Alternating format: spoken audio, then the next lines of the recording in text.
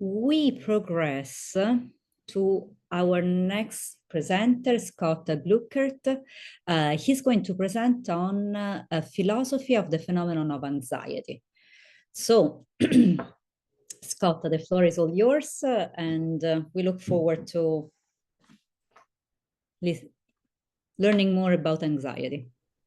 Thank you, Dr. Ferrarello, and thank you all for coming. I'll just share my screen real quick so you all can see my paper. Okay. Can you guys see that okay? Soon, yes. Can you put it a little larger since I can ask, since you didn't start yet? No, larger. No, that Larger. I can read. No. Oh, zoom in, you mean? Yeah, Okay, sorry about that.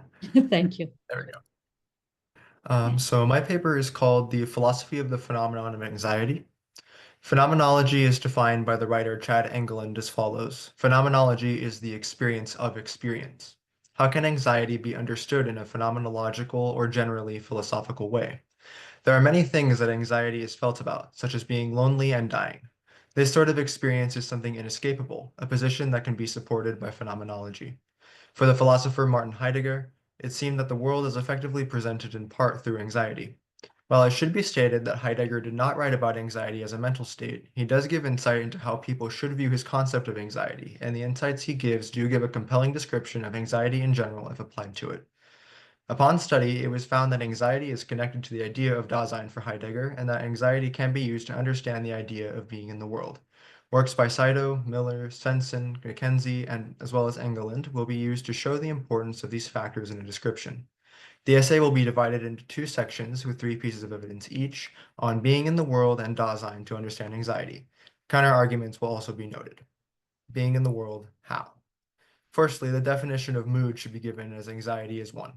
In describing Heidegger's idea of moods, one article states, moods can be described as embodying a pre-linguistic meaning which reveals how we are. How is important in people's lives. When talking about this word and its relation to Heideggerian moods in general, one article states, your being in the world always has a how. This word shows that there is a way that people are in the world. There is an example of this in the first lines of a poem called Beowulf. When introducing the background to the story, the poet writes, we have heard of the thriving of the throne of Denmark, how the folk kings flourished in former days, how those royal athelings earned that glory. This translation uses the word how twice. In both, it talks about glory and prosperity. That was the experience of the nobles in the story and how they lived in the world. The way that people live is something that is universal. Everyone who is alive lives in a certain way. As was previously stated, the nobles in Beowulf had their way of living described as glorious. This is deeply important for experience, but there is also more to experience, such as change. There are many ways in which the idea of how could have things implied. One of these is the relationship between being and anxiety. Being and anxiety. Heidegger thought that being a person inevitably involves anxiety as part of their nature.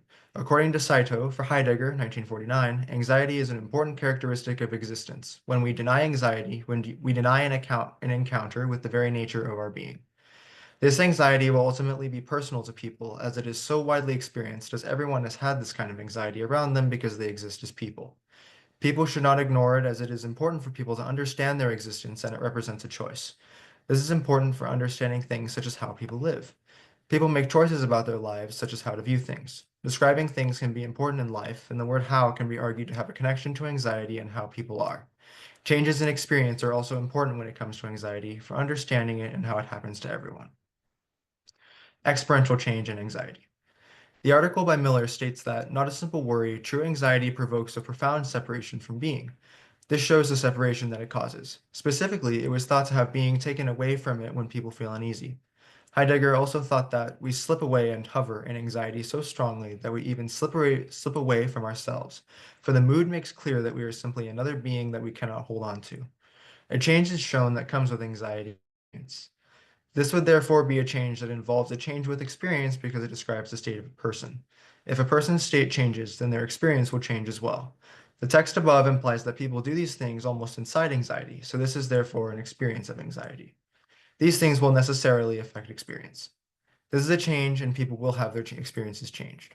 Next, it seems useful to examine the concept of Dasein itself in more detail.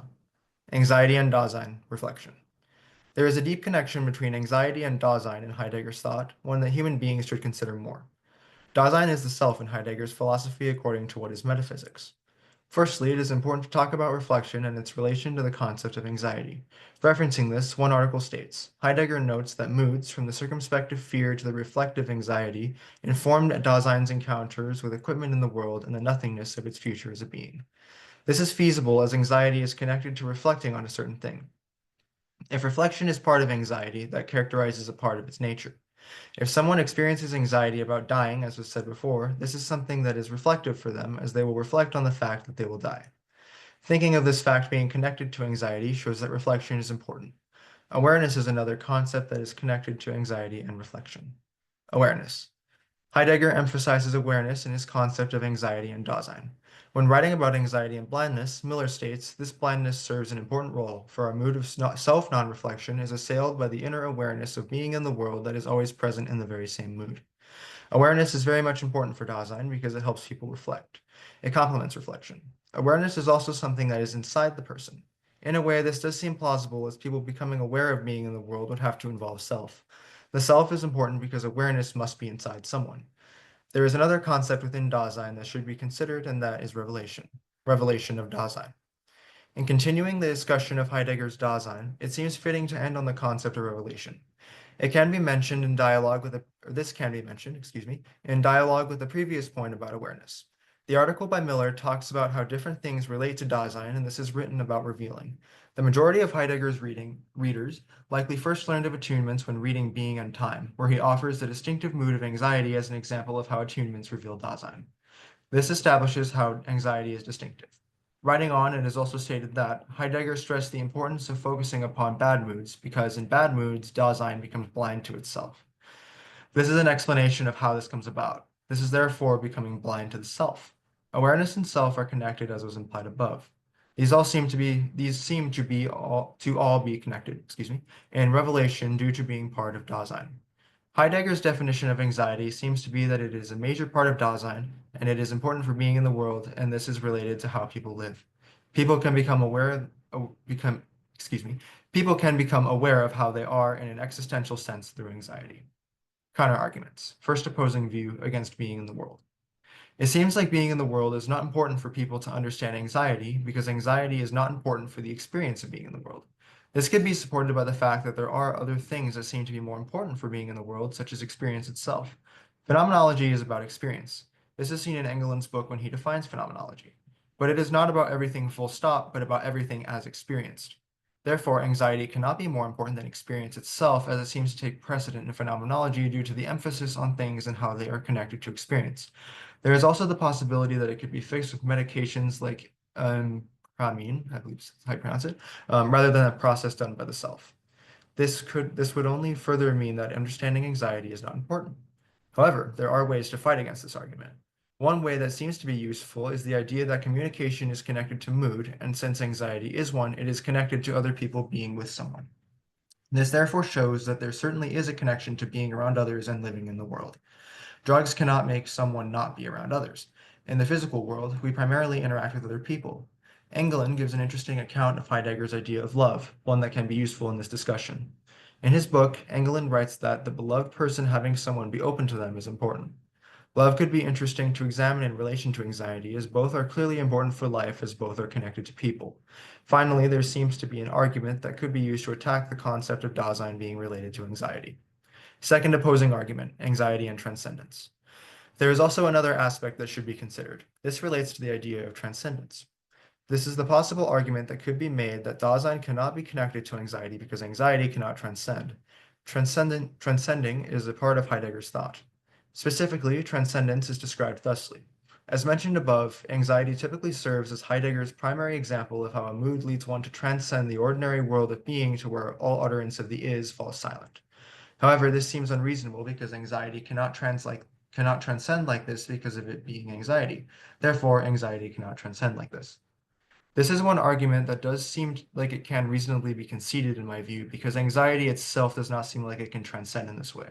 However, because of the connection that Heidegger makes between existing in the world and anxiety, it is interesting to note as a counterargument. Existing in the world is something that people do know of. Conclusion. Anxiety can be understood through understanding things such as the word how, being and anxiety, experiential change, reflection, awareness, and the revelation of Dasein. These focus on things such as being in the world and showing the importance of mood and Dasein.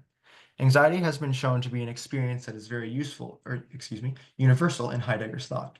Things such as how and different aspects of Dasein say so much about his thought and the lives that people live. Arguments can be made against the view outlined, such as being against anxiety's importance and more, but it still seems clear that being in the world and Dasein are important to understanding Heidegger's insights to anxiety.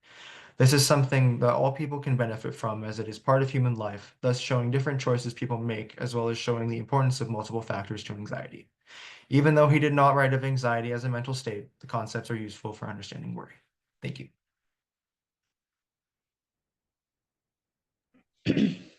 Good job.